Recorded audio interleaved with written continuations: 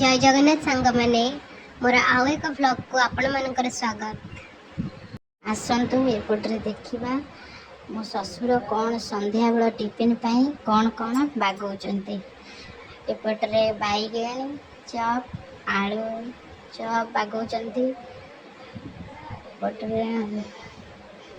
देखु केमती सी तेल कढ़ी पकई केमती से बागौचंती।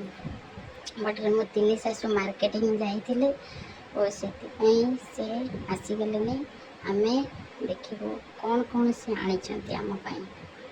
मोर तीन सासु बसी आमपाई शाढ़ी आनी आ सहित भी चाट आमपाई संध्या बेला टिफिन। एपटे बापा रेडी कर दी बैगणी आलू चप तादे टमाटर सॉस।